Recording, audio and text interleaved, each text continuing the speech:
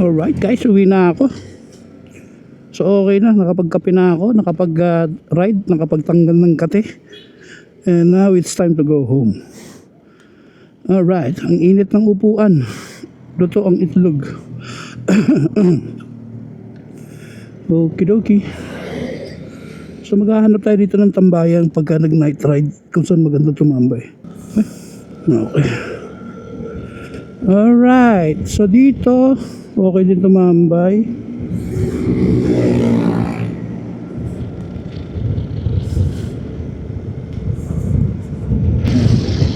Alright, so review natin ulit itong Vespa Primavera S guys. So ngayon kasi malinaw na yung audio. Kanina hindi magagamit yung audio na yun. So eto nga, share ko lang yung naging experience ko sa motor na to. So binili ko to noong February 14, 2025, Valentine's Day, no? Nag-date kami ng misis ko. And then sabi ko sa kanya, doon kaya tayo banda sa may Imus pumunta. Pero hindi niya alam, meron akong balak na pumunta ng Vespa. Ngayon, natin doon na kami. Pinakita ko sa misis ko, ang ganda ng Vespa. Ganyan pa ako eh. Tapos sabi ng misis ko, nga no, ganyan. Sabi ngayon, kinausap ko, magkano yung ganyan? Sabi ng misis ko, ba't ang mahal? Sabi ko, mahal talaga yan kasi Vespa yan eh. Italian yan, tsaka ano yan. Sabi ko, metal kasi frame yan. No? Siyempre, lahat ng pambabola ginawa ko. Hindi sabi ko ngayon sa misis ko, matagal ko nang gusto magkaroon ng ganyan eh. Hindi ngayon, sabi ng misis ko, bakit ayaw mong bilhin? Sabi ko kasi mahal eh. Sabi niya, di kaya mo yan, sabi ng misis ko. So binili namin. So mataling salita, binili na lang namin.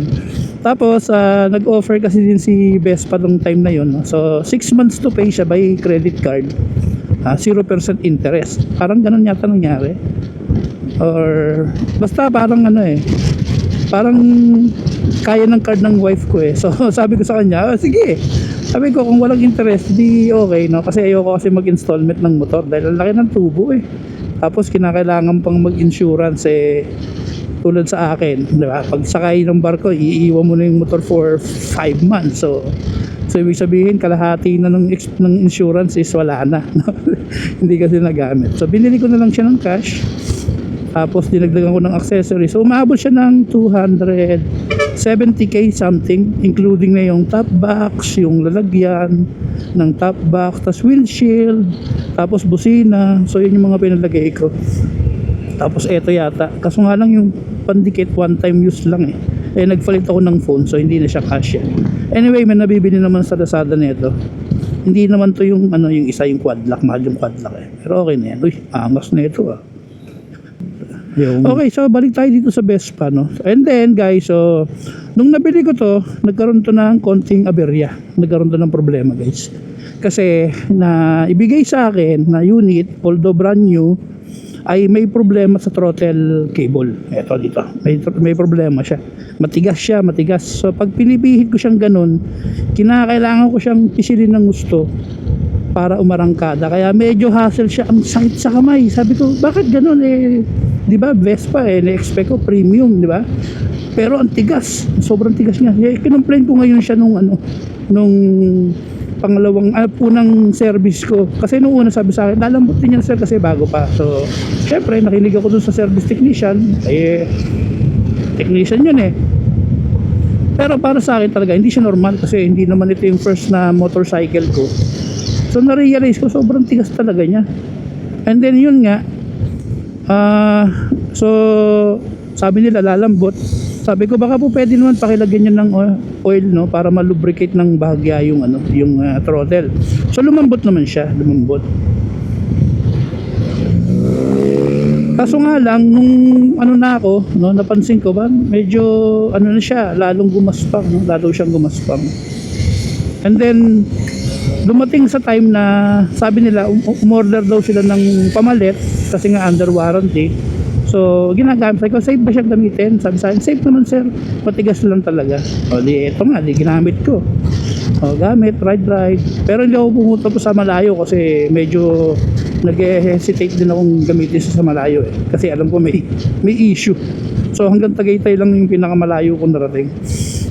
And the one time na ginamit ko siya, So yun, dumating yung time yun, naputol guys. Naputol yung cable. So kahit anong pisil mo ng throttle, wala nang respond yung engine kasi putol na eh. So wala nang nagda-drive dun sa dun sa mismong fuel injection niya. Wala nang nagda-drive kasi putol yung cable. Ang masakit nito, buti na lang pala kakalabas ko pa lang ng subdivision namin. So hindi pa masyadong malayo yung narating ko nung naputol. So okay lang siya, 'di ba? Okay lang. Kaso nga lang, syempre, since naputol siya, tulak ako pa uwi, no? Itinulak ko yung motor pa uwi ng bahay. Ayun ang nakakahiya, 'di ba? Kasi syempre, naka-Vespa ka na premium bike tapos nakita ko ng mga ibang nakamotor na nagtutulak. Sabi sa akin, anong nangyari sir? Sabi, naputol eh. Ganyan, syempre. Ano naman sila, hindi naman nila ako pinagtawanan. Syempre, concerned din yung mga riders. Ay, sir, sige. Yung iba nga nag-offer pa ng tulak. Sabi ko, hindi, malapit lang yung bahay namin. Nakakatuwa yung mga ganong klaseng tao. Okay? So, teka lang, bago muna tayo magdaldal tawid muna tayo rito. Ayan. Paunahin din natin itong mga bikers. Alright. Okay. So, yun nga, no? Nung naputol, tinawag ko agad sa Vespa Imus. Sabi ko, ma'am, naputol po yung cable ko. Tapos, syempre, ang totoong nangyari talaga nung naputol siya, patawid ako ng intersection. Tapos biglang naputol. So, nawalan ako ng power. So, syempre, delikado yun. Nasa gitna ka ng kalsada eh. Ang galing, di ba? Sabi ko, yun ang buti na lang customer service. Kumbaga sa gagawin lahat para hindi maano yung client. Hindi yung pagkatapos mong bilhin yung motor mo, bahala ka na yan. Alright. So dito tayo guys. Nung naiuwi ko na siya dito guys so sobrang lambot na nito. Ang sarap niya lang gamitin. Tapos lalo ngayon naging smooth si Vespa. Kaya talagang wala nang halong inis. Puro happiness na lang ang naramdaman ko kay Vespa ko kasi ang sarap niya lang gamitin, no? Yan. Tapos yung style ko pa ng pagdadrive, kalma lang, di ba? Chill ride lang talaga. Okay, so balik tayo kay Vespa. So, ngayon guys, makikita nyo naman, ang Vespa ko ay tumakbo na ng 1,041. Ngayon, itong nirecord ko itong video na to. So, nakaka 1,000 pa lang ako. 1,041. Isang taon na to guys. Mahigit, no? Kasi nga last year ko pa to binili, February 14, 2025. Ano na ngayon? May na eh. May 2026. Tapos ngayon ko lang na-reach yung 1,042. Okay, so maaaring dalhin ko na naman to sa Vespa for maintenance ulit. Change oil, no? Siguro. Yeah. So ngayon nga, yan, makikita mo yung suspension ni Vespa, ang sarap din gamitin. Tapos ang hindi ko napansin ko lang dito yung brake niya. Yung left medyo malalim yung pisil. Pero itong sabay right side, pag pinisil ko siya, medyo mataas yung clearance. Ewan ko kung bakit, no? Pero hindi naman siya big deal, no? Hindi naman siya deal breaker. Yeah. Yan yung busina ko guys, ang ganda ng tunog. Yan. So hindi ito yung stock pinapalitan ko. Normally hindi ako nagpapapalit ng busina talaga kasi hindi naman ako mahilig bumusina talaga. Kaso nga lang, for the purpose ng cuteness, pinapalitan ko na rin ng busina kasi ang sarap ng tunog ng di ba? Ang ganda ng tunog. Ang cute.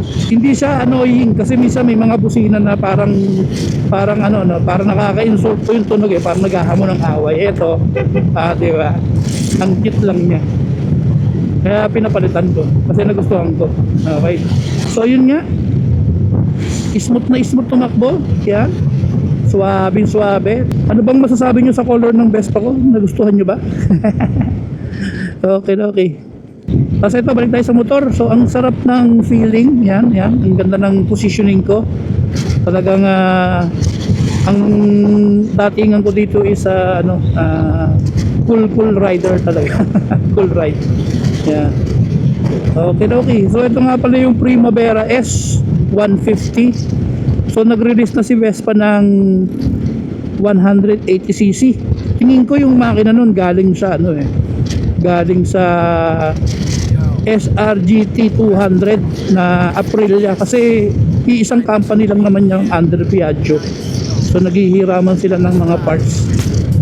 Kasi ang alam ko dun sa SRGT 200, 173cc yun eh. Pero nilagay nila 200. So siguro sa Vespa, ginamit din yung engine na yun kasi malakas tumakbo yung guys eh, yung SRGT. Actually gusto ko nga sanang bumili nun. Na ano lang ako kasi galing kami ng misis ko sa Vespa Imus ulit. So may display sila ng SRGT. Eto, makikita niyo yung picture na yan. Yan. So kami ng misis ko yan, tinest namin, no? Nagustuhan ko talaga siya, na-consider ko siyang bilhin kasi adventure rich yung dating, di ba? Tapos ano pa, ang price niya kasi nung tinignan ko 258,000 siya, no? 258,000. So premium adventure bike kasi syempre yung ADV 160 ang dami nang meron nun eh, no? Kaya gusto ko kasi medyo ano, pag pinark ko yung motor ko, alam ko kung nasan yung sa akin kasi bihira. Okay? So yun nga. Okay na sana kami. Tapos sabi sa akin ng salesman doon, sir, kapag po binili nyo to ng cash, pero po kayong 50k discount. So ang laki ng discount, 50,000, no? So 208,000 na lang. So okay na. Kasundo na kami ng misis ko. Sige, bilhin na natin to. Ngayon, nung pauwi na kami, no? Bigla ako napansin yung naka-display dun sa windshield. Nakalagay production date November 2022. Doon kami ngayon nagkaroon ng problema. Hindi naman problema. I mean, nagkaroon na kami ng hesitation na bilhin kasi 2026 ngayon, 2022 model siya. So ibig sabihin, hindi mo pa nailalabos sa kasa, 4-year-old na agad yung motor, di ba? Kaya pala binaba nila ng 50k. Okay na sana doon, okay na. Kaso nga lang, ang problema is, syempre 4-year-old na yung motor. So devaluated na agad siya. Mababa na agad yung value niya kung i-resell mo, no? Napaisip talaga ako dun. Although gusto ko na siya, tapos yung presyo niya goods na rin. Kaya ang problema lang talaga yung unit, yung old unit na siya. Kung bibili kasi ng second hand na ganun, nasa 100, parang nasa 180k eh. Kaso nga lang syempre gamit na yun. So tapos ito pa pala, ang masakit, no? Di nanood ngayon ako ng mga review sa YouTube ng SRGT. So puro positive naman, positive. Eh biglang lumabas yung ano, yung video na SRGT, tas 400, wala. Doon ngayon ako lalong napaisip, wala, sabi ko, palabas na ngayong ano tas quarter ng 2026. Tapos expressway legal kasi 399cc talaga siya sa papel eh. So considered 400 na yun. Tapos upside down forks pa. Lalo na ngayon ako nagkaroon ng pag-iisip, teka lang eh, bibiliin ko pa ba tong SRGT na to eh, konti na lang dadagdag ko, madadagdagan ako ng big bike. Tapos expressway legal, tas ang laki ng compartment, tas ang ganda ng screen, although mahal lang sigurado, baka nasa 400 plus yun. Pero things to consider, no? So hindi ko pa naman sinasara yung aking decision sa SRGT 200. Pero maliit na lang yung chance na ituloy ko pa. Okay, ayos to bumili ng TV, nagmotor, galing. Okay, so balik tayo dun sa SRGT 400. So yun nga guys, so kasi yun iisip ko, sabi ko sa misis ko, pwede natin gamitin pang adventure, lalagyan ko ng mga side box, top box, no? Tapos konting mga achachuchu, mga kung ano-ano, mga oxlite na ganyan. Parang gagawin ko siyang yun yung paglalaroan ko kasi sa motor ayoko nang ginagalaw-galaw talaga. Gusto ko yung motor ko stock lang. Tapos kung maglagay man ako ng accessories additional, hindi replacement, kasi dati palit-palit din ako ng muffler. Siyempre nagmamatured na, lolo na eh, kaya ayoko na ng ganun. Gusto ko yung lang talaga, stock na lang. Lalo sa muffler kasi iwas huli, di ba?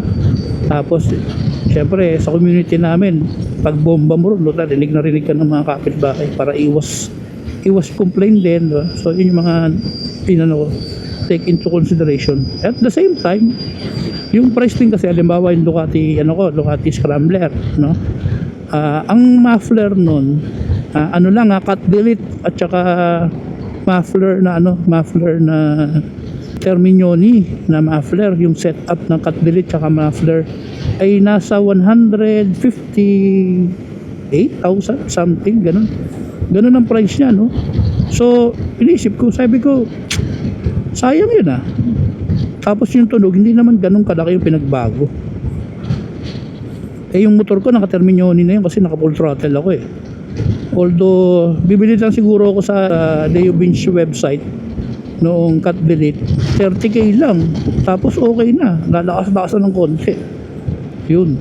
So sabi ko dun sa agent sa Ducati Alabang, sabi ko pass muna ako sa muffler guys. Sabi ko okay na muna ako sa tahimik na tambutso lang. Yun. Kasi nga sabi ko 150,000. Syempre nagkukuripot na ngayon ako. No, dahil hindi na ako sasakay muna eh. Medyo lelo muna ako sa gastos. Hindi katulad dati, pag sakay, sige lang, bili lang. Kaya ngayon, medyo sabi ko, teka lang. Medyo magmamature muna tayo sa paggastos. Okay, so yun nga, nag-decide ako na hindi muna siya bilhin. So sabi ko, makakabili pa ng isang Scoot yun ah. So yun, hindi na muna ako bumili. Joke lang. Kalma drive lang. Huwag matetempt. Okay, ganyan lang oh. Okay na yan. Hindi natin kailangan mag-speed. Okay, so yun nga, balik tayo dito kay Vespa. So yun nga, break na naman. Putik na yan. Hindi pa nakakabelo, stop na naman. Yung kit nila oh. May mga ganun pa yung helmet nila, girl na girl eh. Yan. Alright, 29 seconds. So yun nga, mamaya mag-walk around ako dito sa Vespa para makita nyo kung bakit ko siya binili. Bakit parang kulay oh? Ang kulay na ito eh. Ano siya, parang youthful yung kulay, no? Tapos chrome. Ang ano lang dapat, gusto ko chrome din sana to kasi classic eh. Black out nila. Medyo tingnan nga natin kung makakatulin-tulin tayo ng bahagya. Medyo paspas tayo ng konti. Yan. So makikita nyo no, talagang pag pinisil ko yung throttle, ano lang yan no, ganun lang ang throttle ko. Tingnan nyo guys, hindi ko masyadong hinahataw, ano lang, pisil-pisilan ng konti, pero ang bilis niyang mag-pick up ng speed no, ang ano niya, ang bilis niya mag-accelerate. So isa yan sa mga nagustuhan ko. Yan. Ang smooth pa ng ano niya, ang smooth ng pick up ng speed. Oo, gradual pero makikita mo na may ano siya, may continuity yung speed pick up. Yan. Ayun ang maganda sa mga automatic eh, no? Ano siya, smooth. Okay. So ang dami naman intersection dito. Ano yung hinto? Okay, so yun ulit. Ang sarap talaga niya i-drive lalo na sa mga asphalt road. Ang sarap niyang i-sway-sway. Kaso nga lang, hindi ko pa ito nadadala ng Kabyang eh. Sa riding style ko kasi, no? Tapos na nga kasi ako dun sa mga masyadong hyper na ganyan. Nandito na ako dun sa mga Calma ride. Yan. Calma ride, hindi poging, hindi takbong pogi.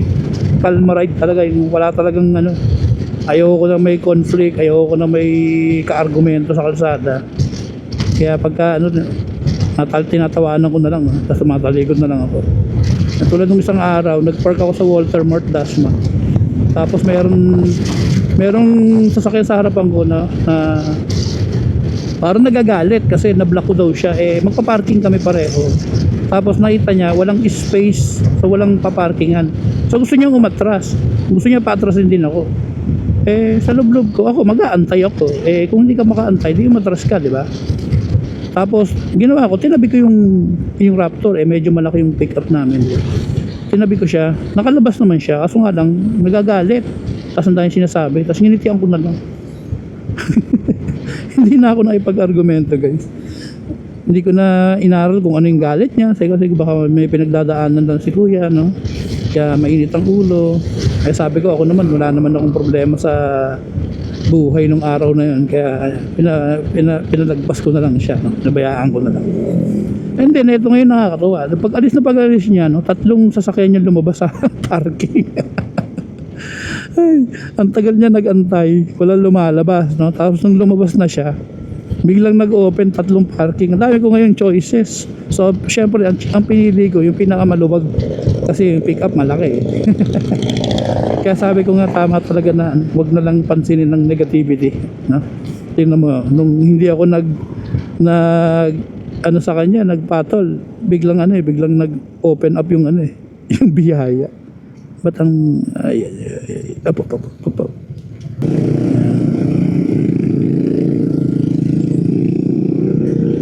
Yan, medyo overtake tayo ng konti kasi ayoko na naipit ng bagya. Ayan guys, tingnan nyo. Laro-laro lang yung throttle na ginagawa ko, pero ganda ng power delivery. Ang sarap. Pa. Masyado na ako mabilis. Nasa 80 na kagad pala yun. Okay. So dito, delikado rin dito. Kasi maraming tumatawid. Yan. Alright.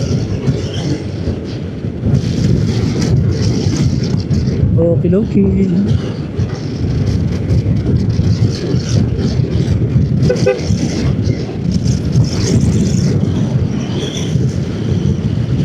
Car wash.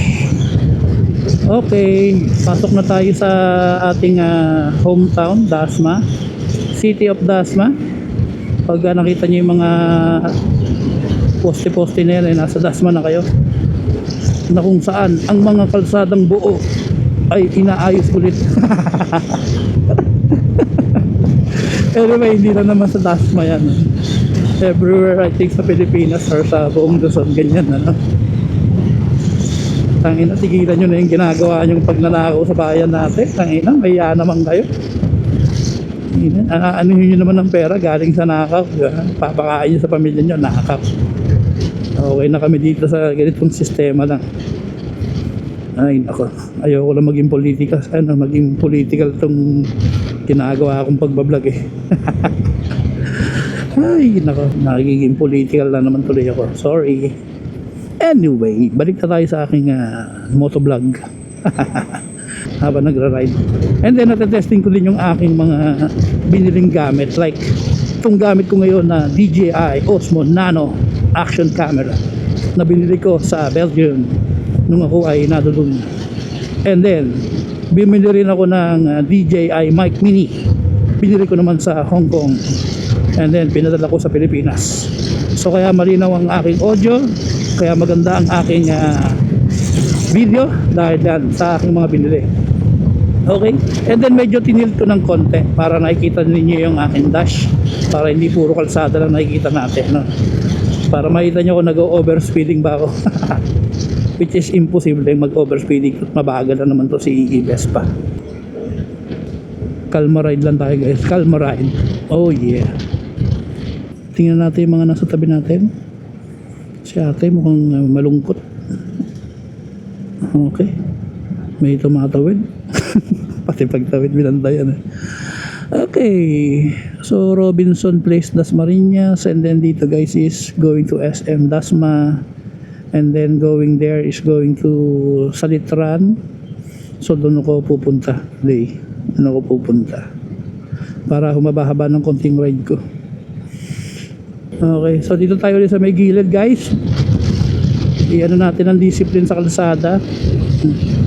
Pag mabagal at meron namang right lane, mag-keep sa right lane, no? Para huwag natin mabalatin mo to si kuya. Ayan, yung silver na Toyota, di ba? Mabagal siya, doon na siya sa side na yun. Okay, so ako mabagal din. Hindi pa tayo dito sa right side. Pabayaan natin yung mga matutulin. Yung mga gusto mong overtake, sige, overtake lang. Wala tayong time karera. Okay? Okay. Sige lang. Okay. Opa.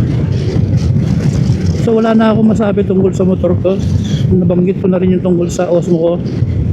I-review na natin yung video mamaya kung malinaw ba siya. Ano pa ba?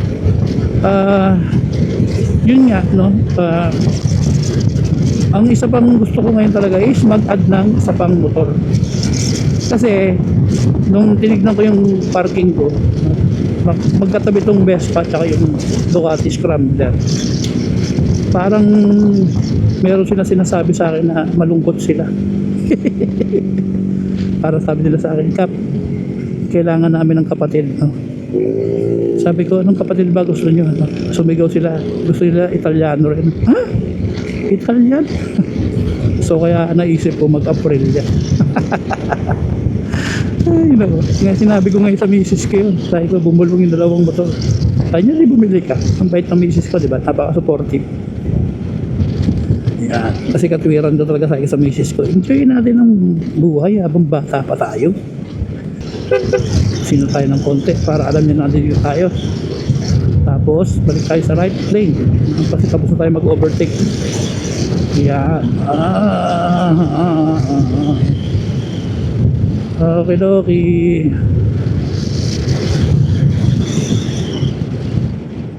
Pa, walang lights, balik tayong dumiretso. Yes. Calma ride is almost completed. Malapit na tayo sa bahay ng akin nanay. Mag-hi lang ako and then uwi na.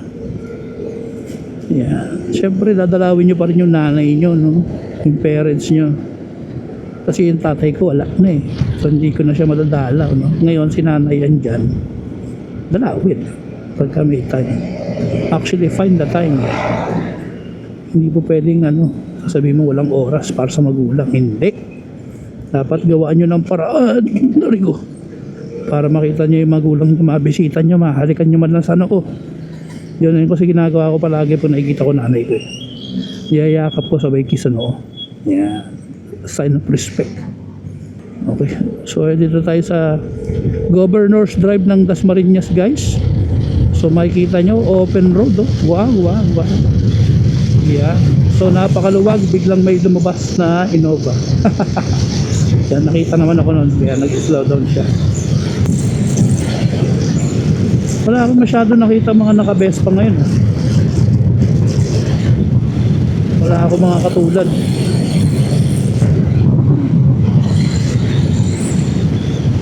Oh, meron ditong perya.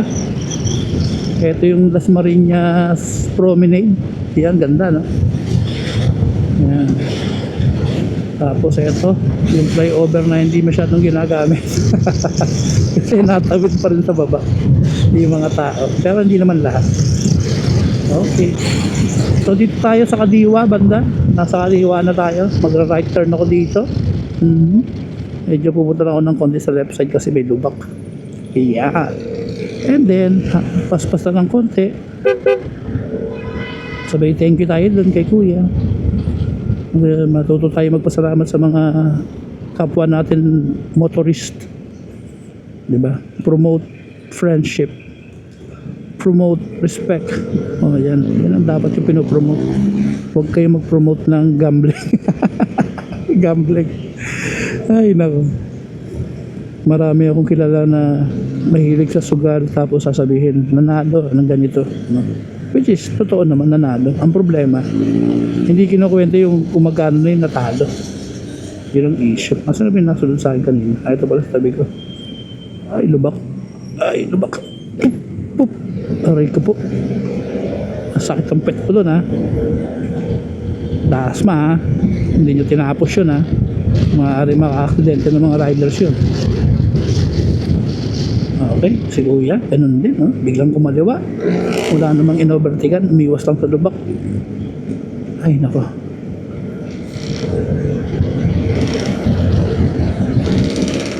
Yung mga jeep ngayon, hindi na masyado maingay tambutso. Ayan.